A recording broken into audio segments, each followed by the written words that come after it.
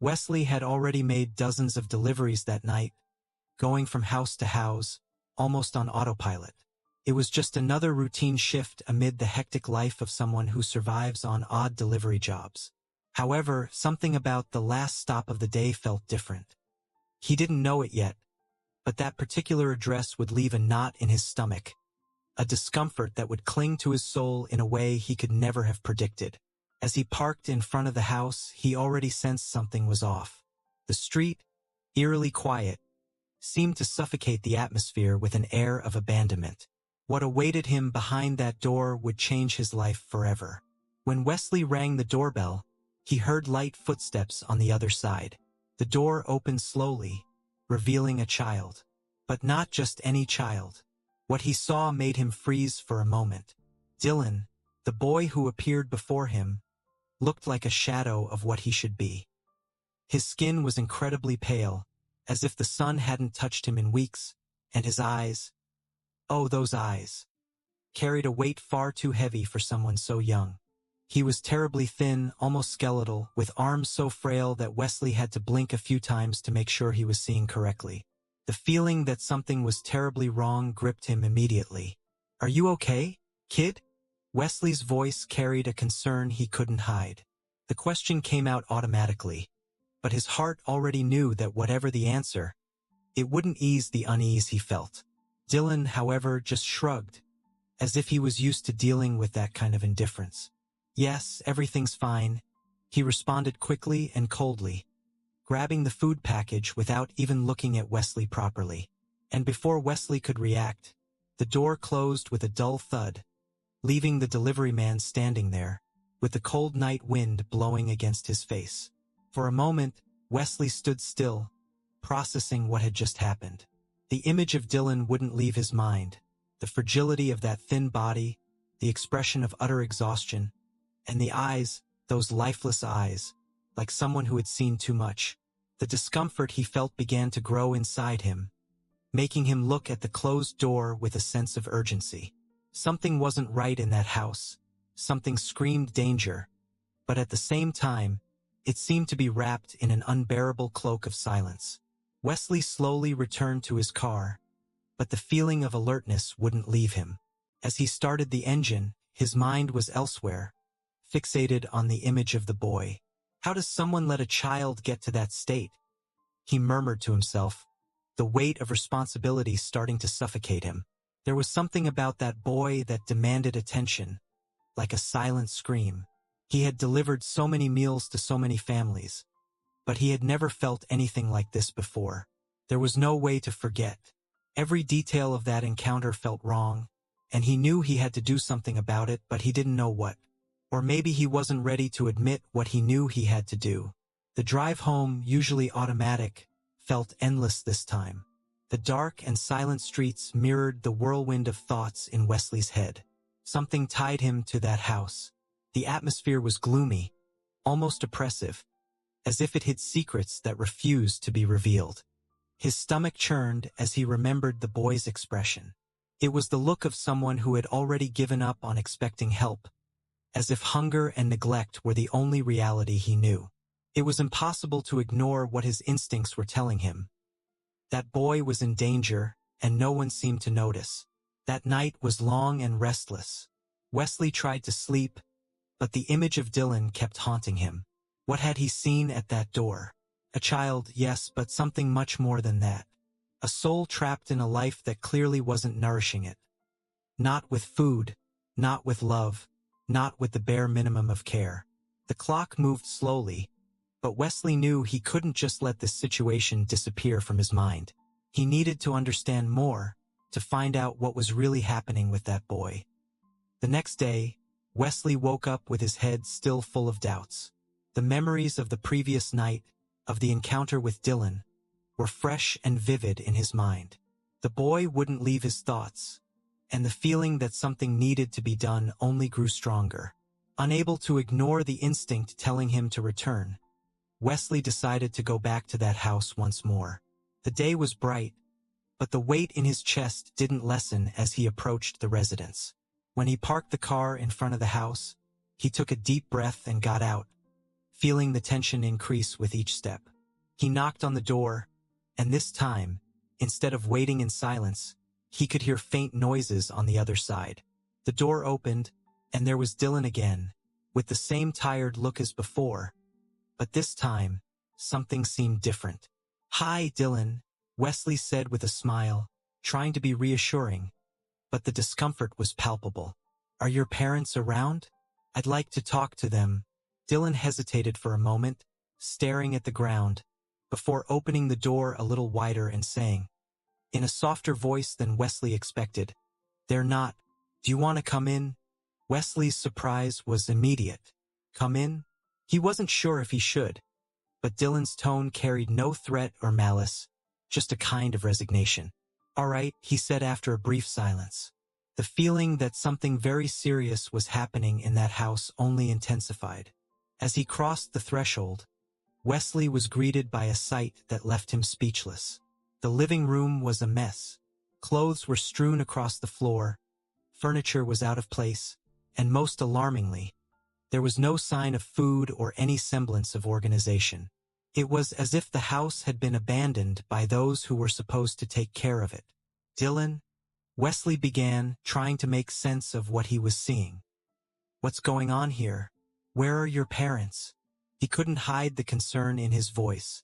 Dylan, for his part, seemed ready for that conversation, though his words were tinged with a subtle sadness. "They don't care much, you know?" The boy responded with a naturalness that made Wesley's heart ache. "They go out and I don't know when they'll be back. Sometimes there's food, sometimes there isn't. But I get by."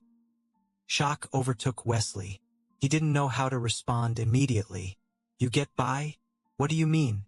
How old are you, Dylan?" Wesley asked, incredulity clear in every word. "I'm 9, the boy replied with a distant expression. Wesley felt a lump form in his throat. How could a 9-year-old child be living in such neglect? The living room seemed to reflect the emotional state of the boy, a place of abandonment where everything that should represent safety and care was slowly falling apart. The kitchen, which Wesley glimpsed as he passed by, reinforced what Dylan had said. The fridge was practically empty, with only a few random, dusty items. "This isn't right, kid. You can't live like this," Wesley said, trying to control the tremor in his voice. Dylan looked at him with those same vacant eyes as before, as if he had already accepted this as his reality. "I'm used to it," the boy muttered, as if the very idea of care was something distant and irrelevant. Wesley could barely believe what he was hearing. "Used to it? No one should live like this, Dylan. It's not right." He felt a mixture of anger and sadness as his mind tried to process the gravity of the situation. The boy just shrugged again, as if there was nothing more to say. But for Wesley, this was just the beginning. He knew he couldn't simply walk away and pretend this wasn't happening. Something inside him compelled him to act, to do something to change this absurd and painful reality. As he looked around the disorganized and crumbling house, Wesley realized that this moment was crucial. Dylan's situation was much more serious than he had imagined.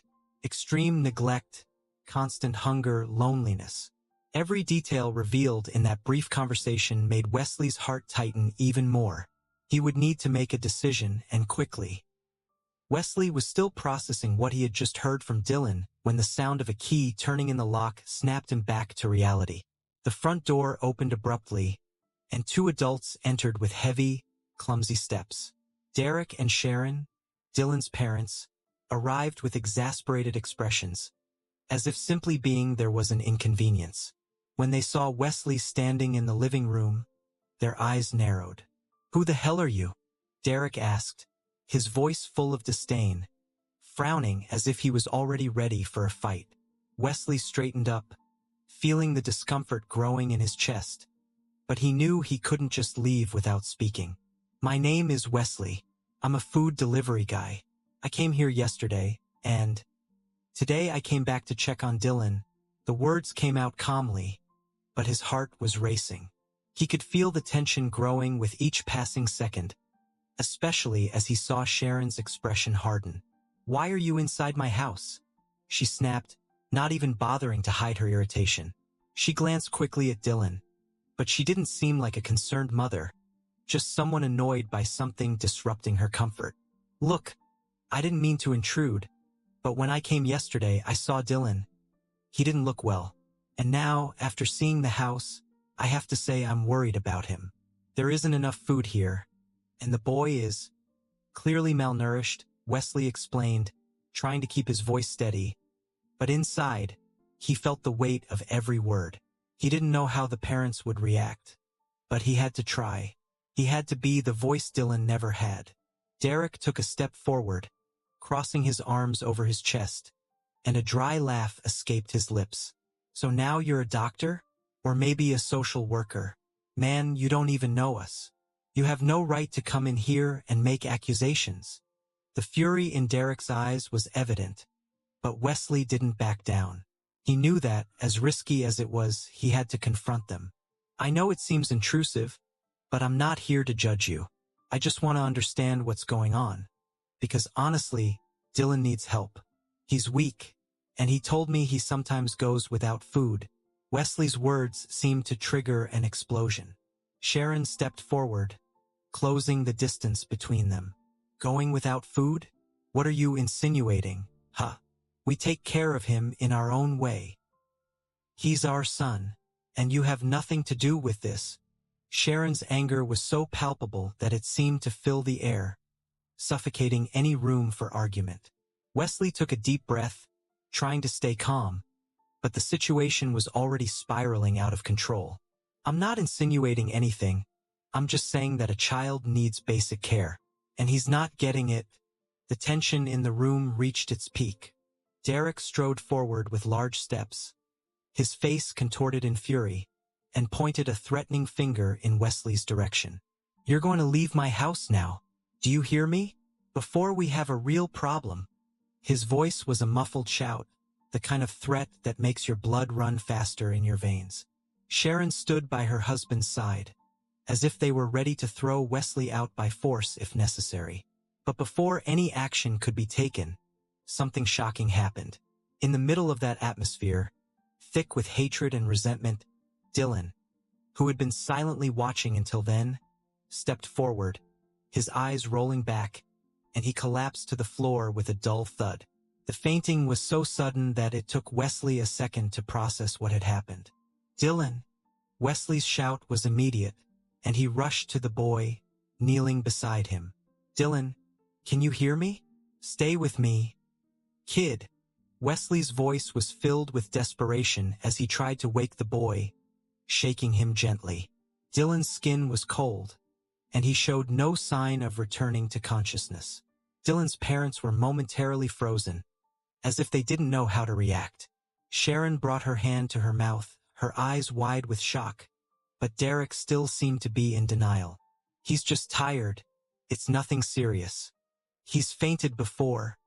It's not your problem," Derek said, trying to downplay the severity of the situation. Wesley, however, knew that the situation was far too serious to be ignored. "He needs medical help now. We can't keep pretending that everything's fine. This could be really bad." The truth at that moment was undeniable. Dylan's fragile body on the floor, the chaotic house around them, and the parents incapable of reacting as they should. Wesley felt his heart pounding in his chest as he looked at Derek and Sharon. They no longer had control of the situation. Now it was a matter of life or death. "If you don't call 911, I will. And I'll call the police too. I'm not going to let you keep doing this," Wesley said, the determination in his voice firm and clear. There was no more room for hesitation.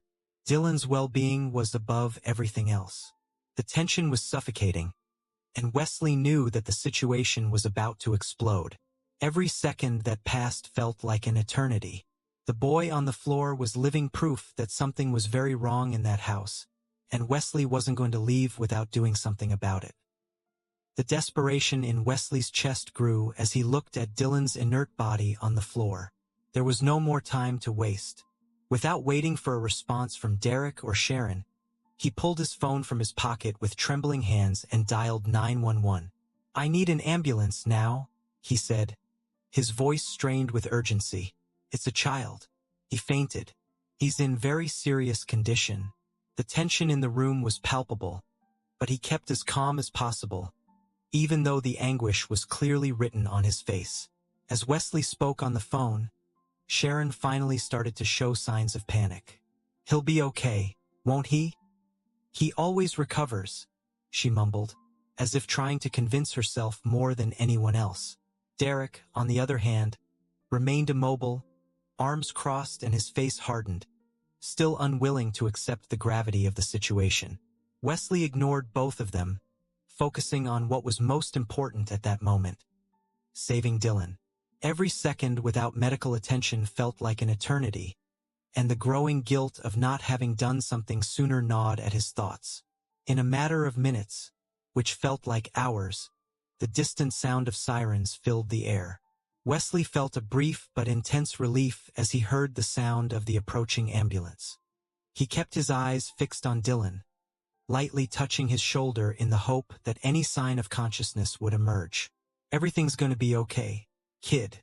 They're coming," he murmured, as if those words could somehow protect him from the worst. When the paramedics finally entered through the door, Wesley stepped back, giving them space to do their work, but his heart was tied to what would happen next. The paramedics worked quickly, checking Dylan's vital signs and preparing to rush him to the hospital. One of them briefly glanced at Wesley, noticing his expression of fear and concern. "He's dehydrated and very weak, but we'll get him immediate care," they explained. Wesley just nodded, but the lump in his throat didn't allow him to respond. He watched as they placed Dylan on the stretcher and took him out of the house, leaving behind a suffocating emptiness. However, the chaos was far from over. Right after the ambulance left, the sound of a second siren invaded the street. This time it was the police cars. Wesley's heart raced, and he knew the next step would be even more delicate. 2 officers entered the house, their serious eyes surveying the chaotic environment. "We received a report of child neglect," one of them said, his voice firm and straightforward. Derek and Sharon, who had been frozen by the reality unfolding before them, began to protest. "This is ridiculous. We're his parents. No one has the right to accuse us of this," Derek shouted, standing up and gesturing angrily. Still trying to process everything, Wesley quickly explained to the officers what had happened. He talked about Dylan's condition, about the disorganized house and lack of food, about the boys fainting and the urgent need for intervention. The officers listened attentively, and as Wesley spoke, one of them took notes with seriousness. Derek continued to protest, accusing Wesley of trespassing and claiming they were being treated unfairly. But Sharon's expression had changed now. There was a growing fear in her eyes, as if she knew there was no longer any way to hide the truth. The officers began asking direct questions to Derek and Sharon as they examined the house more closely. The evidence of neglect was everywhere. The mess, the lack of food, the obvious signs that no one was taking care of the child's well-being.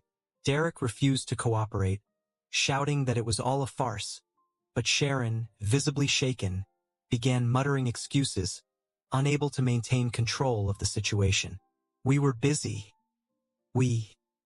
This doesn't happen all the time," but her words rang hollow, lacking conviction.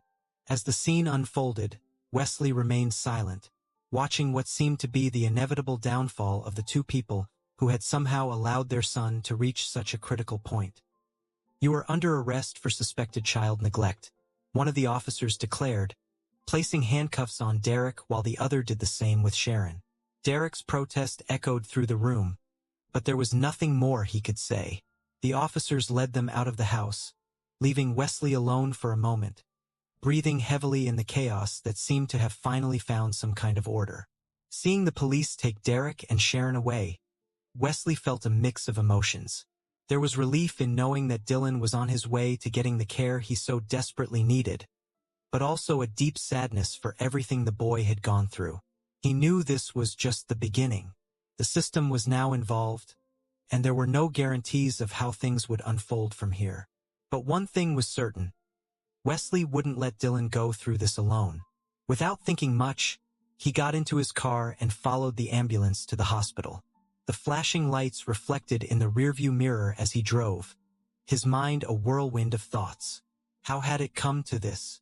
How could such a young child be left to endure so much neglect? Wesley knew that Dylan's fight was just beginning, but deep down, he felt that he couldn't walk away now. When Wesley arrived at the hospital, he hastily parked the car and ran to the entrance, his heart still racing from what had happened. The image of Dylan being carried by the paramedics continued to haunt him. He couldn't stop imagining what the boy had already faced and how much his body and mind had been worn down by neglect. As he entered, he immediately approached the reception, his voice slightly trembling. "The boy who was brought in just now, Dylan. How is he?" The receptionist quickly typed something into the computer and informed him that the boy was being treated and that he should wait for more information.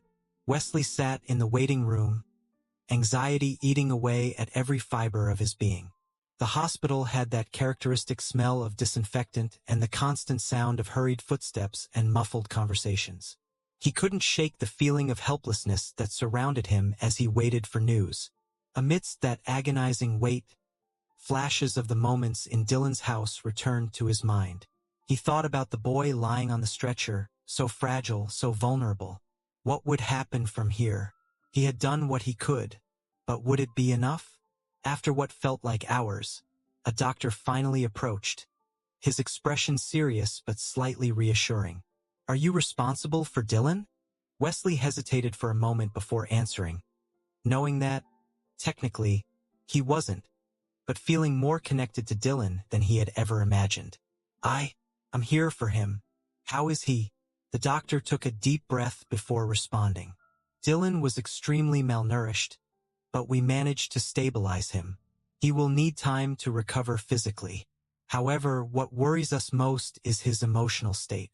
Children in neglect situations like this need much more than medical care." Those words hit Wesley with unexpected force. He already knew the situation was serious, but hearing it from a professional made him realize that Dylan's problem went far beyond the frail body he had seen. His parents' neglect had not only left him hungry, but had deprived him of any sense of safety or love. "Can I see him?" he asked, his voice now softer, almost fearful of what he would find. The doctor nodded and led him to the room where Dylan was. Upon entering the room, Wesley felt a tightness in his chest.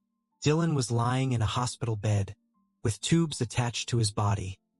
His eyes closed in a sleep that seemed more like exhaustion than rest.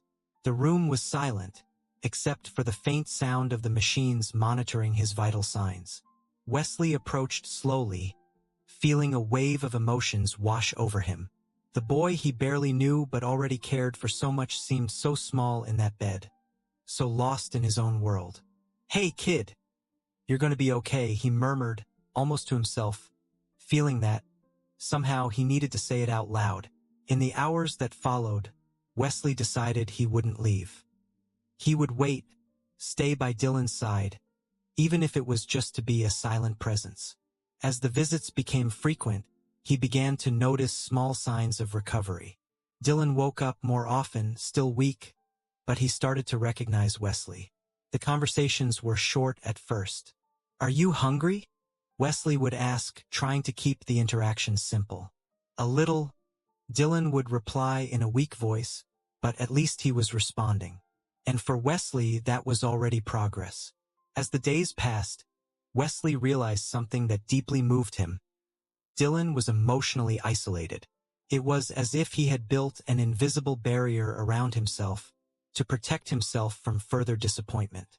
When Wesley sat by his side, the boy stared into the void, rarely initiating a conversation. But Wesley didn't give up. He knew this type of recovery would take time, and he was willing to give Dylan all the time he needed. "You know," Wesley said during one of the visits, "you don't have to go through this alone. I'm here, and I'll keep coming." Those words seemed to touch something inside Dylan, because for the first time, he looked directly at Wesley, and although he said nothing, his gaze seemed filled with silent gratitude. Wesley knew it was a small step, but in such a difficult journey, every step counted. As the days turned into weeks, the bond between them began to strengthen naturally. Dylan slowly started to trust Wesley more, speaking a little more with each visit, until the once constant silence gave way to short but sincere conversations. Wesley felt he was finally breaking through the barrier surrounding the boy. Several weeks had passed since Dylan was hospitalized, and Wesley had become a constant figure in his life. Each visit to the hospital brought a growing sense of responsibility, and the bond between them grew stronger every day. Dylan was recovering physically, but the emotional trauma was still evident. The boy rarely smiled, and his words, when they came, were short and cautious, as if he were afraid to open up. However, there was something in Dylan's eyes that showed a small spark of trust when Wesley was around, a bond he had never had with his own parents. Wesley knew he couldn't abandon the boy now.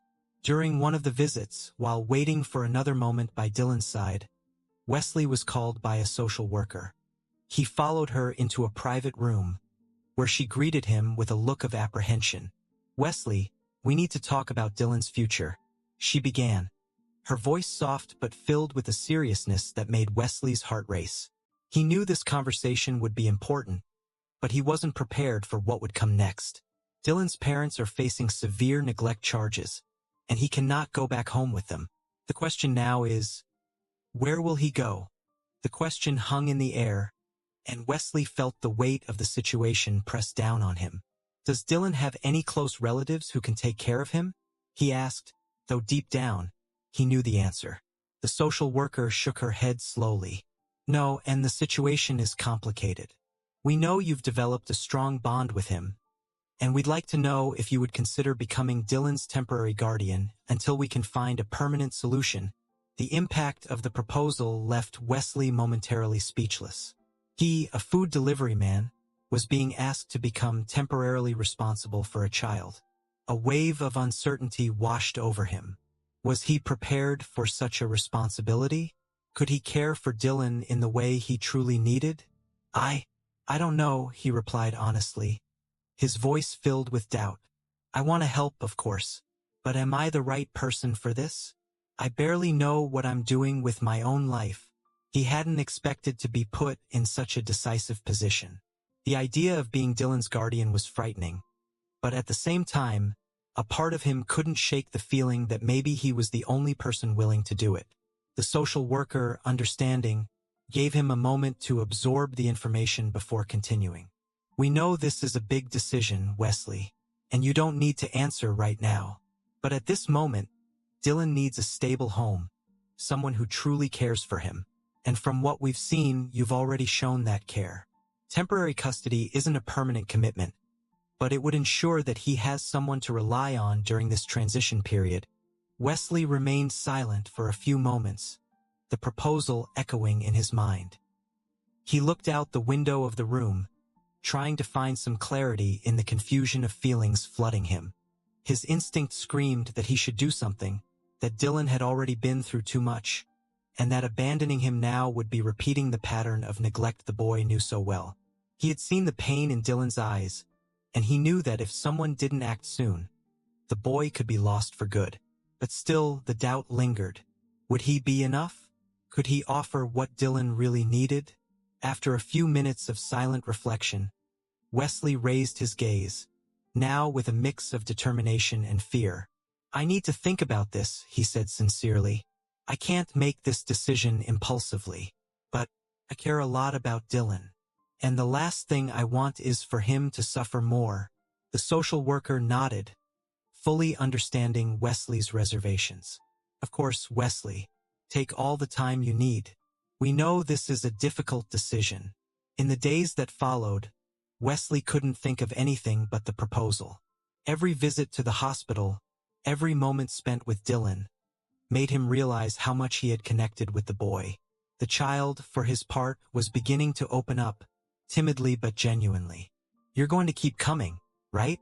Dylan asked one quiet afternoon, his voice revealing a hidden fear of yet another disappointment. Wesley felt his heart tighten, and in that moment, he knew the decision had already been made, even if he hadn't said it out loud yet. At the end of that week, Wesley called the social worker. "I want to accept temporary custody of Dylan," he said, his voice firm, but with the weight of responsibility still on his shoulders. "I know it's going to be hard, but I can't leave him alone. He deserves more than that." On the other end of the line, the social worker smiled, satisfied with the decision. "I'm very happy to hear that, Wesley. We'll start the paperwork as soon as possible." Wesley knew that his life was about to change radically, and the fear of the unknown still lingered. But when he looked at Dylan, he couldn't imagine any other choice. This boy had already been neglected too much. Now he would have someone to care for him, and Wesley, despite all his doubts, was ready to be that person. The first few days with Dylan at Wesley's house were a mixture of uncertainties and discoveries. Everything felt different now. The responsibility of caring for a child was present in every little action Wesley took, from breakfast to bedtime. Though he was nervous at first, seeing himself in a role he had never imagined assuming, he also felt a growing sense of purpose. When he woke up, he no longer thought only about work or daily tasks, but about how he could make Dylan feel safe, loved, and cared for. It was a new life for both of them, and Wesley knew that this beginning would be crucial. In the beginning, Dylan was reserved, as if he was still trying to understand whether this new reality was permanent or just another phase of instability. He seemed cautious, as if waiting for the moment when everything would fall apart again. Wesley could feel this insecurity in the boy's interactions, especially in the small questions he asked, like, "How long will I stay here?" Or, "Are you going to leave me?" Each of these questions broke Wesley's heart, knowing that building Dylan's trust would take time. "I'm here and I'm not going anywhere," Wesley repeated whenever the subject came up, trying to reassure him, even though he wasn't sure if his words made sense to the boy yet. Over the weeks, Wesley began to create a routine for the two of them. Waking up, preparing a simple breakfast, taking Dylan to school. All of this seemed ordinary, but for Wesley, each small gesture was proof that they were starting to build something together. Dylan, on the other hand, was beginning to adapt to this new structure, though his smiles were still rare and his words still limited. Wesley noticed that the boy had a natural talent for drawing and began to encourage him, buying notebooks and colored pencils. "You're really good at drawing," Wesley praised one day, when he saw Dylan sketching figures in a corner of the table. Dylan looked at him with a shy smile, perhaps the first genuine smile Wesley had seen him give. As the days passed, the bond between the two became more solid. Though Dylan still had moments of insecurity, he clearly started to feel more comfortable in Wesley's home. The conversations, which had once been brief and superficial, began to gain depth. Dylan began to talk more about his days at school, about the drawings he made, and sometimes let slip a few details about his past. "At home, we almost never had dinner together. My parents were gone for a long time," he commented one night while Wesley prepared dinner. Wesley, feeling the weight of these revelations, tried to be patient, offering a listening ear and understanding, but without pushing him to say more than he was ready to share. This new life brought unexpected challenges for Wesley. He had to learn to deal with the nights when Dylan woke up scared, screaming or crying without knowing why. The trauma the boy carried didn't disappear easily, and Wesley, even without experience, did everything he could to calm the child. "It's okay, Dylan, you're safe here," he would say as he held him tightly, trying to convey a sense of protection the boy had never experienced. Gradually, these nights became less frequent, and Wesley began to realize that, although the process was slow, Dylan was beginning to heal. As time passed, Wesley also began to notice a change within himself. Caring for Dylan was no longer just a duty. It had become something Wesley deeply valued. Before, his life had been a routine without much meaning. Now he felt a new energy, a new reason to keep going. Every little progress Dylan made, whether it was a smile, a longer conversation, or a peaceful night, was a victory Wesley celebrated internally. He began to realize that, as challenging as the journey was, it was also extremely rewarding. Wesley was discovering a side of himself he had never known, a side that cared and was more capable of love than he had ever imagined. The thought of adopting Dylan began to naturally surface in Wesley's mind. The idea, which at first seemed distant and full of doubts, now started to make sense. He was already, in fact, Dylan's guardian. They had a routine, they were building a home together. But Wesley still hesitated, unsure if he was ready to take that next step. Deep down, he knew the decision was closer than he cared to admit. But the responsibility of becoming Dylan's permanent father was something he still needed to fully process. Months had passed since Dylan moved in with Wesley, and the life they had built together began to feel less like a temporary situation and more like a real home. Wesley, who once questioned his ability to care for a child, now saw in his daily life that he was more than capable. More and more, he realized how much Dylan had recovered, not just physically, but also emotionally. The boy, who had once been withdrawn and always waiting for the next abandonment, now showed confidence. He still had his moments of insecurity, of course, but the change was clear. It was as if, finally, Dylan was beginning to believe that this new home was real. However, as life went on, the idea of adopting Dylan became stronger and more real in Wesley's mind. He knew he could no longer imagine his life without the boy. The routines they had created, the deepening conversations, and the growing affection between the two made it clear that something deeper was blossoming. Wesley began to think about Dylan's future in a more definitive way. What if he needs something I, as a temporary guardian, can't offer? What if he's taken away from me? The idea of losing Dylan now was unbearable. One afternoon, after picking Dylan up from school, Wesley decided it was time to have an honest conversation with himself. He sat at the kitchen table, watching Dylan draw calmly, the boy's demeanor much more relaxed than when he had first met him. It was this moment of peace, this sense of normalcy, that made Wesley know, deep in his heart, that he needed to make the final decision. "I want to adopt Dylan," he said to himself in a low voice, the weight of the decision finally settling in his chest as a certainty. Wesley scheduled a meeting with the social worker to discuss the next steps. He was nervous, afraid that something might interfere with his decision, but he knew there was no turning back.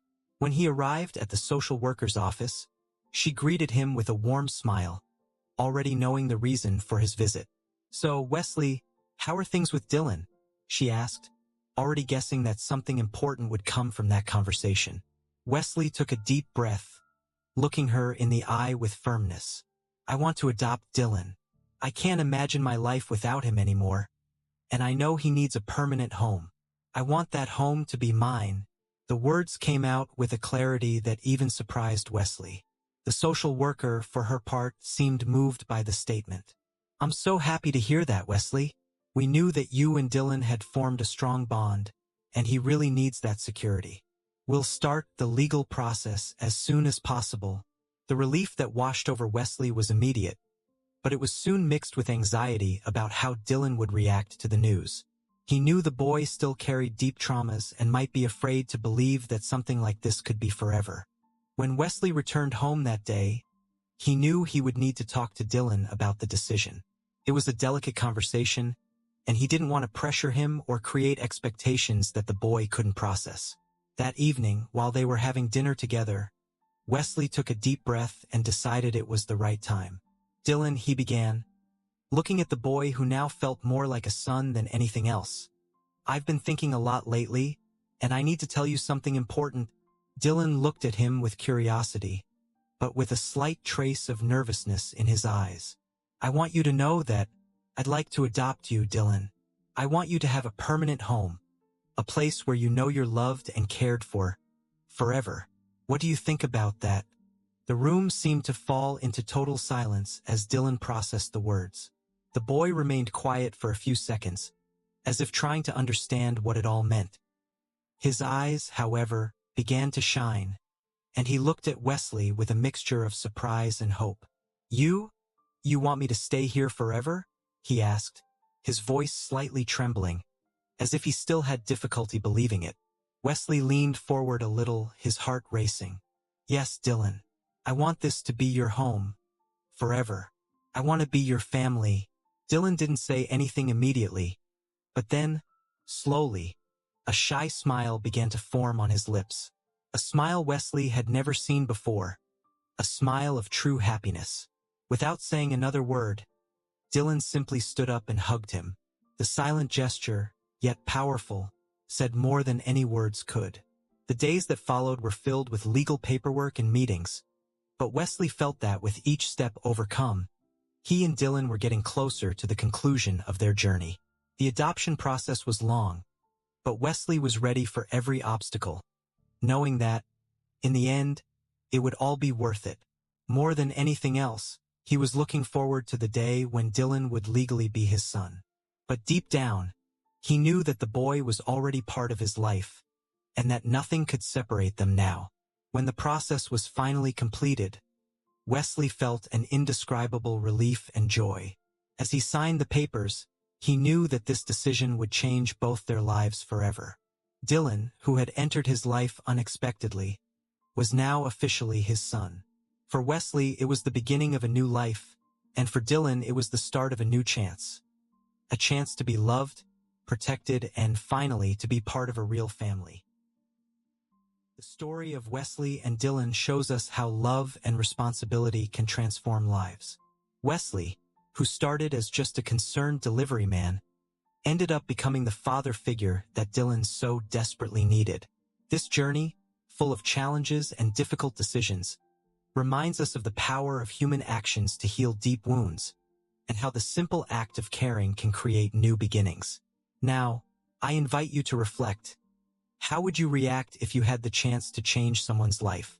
Sometimes, it's in the simplest choices that we find our true purpose. If this story touched you, don't forget to subscribe to the channel, leave your like, and turn on notifications to follow more transformative stories like this one. See you next time.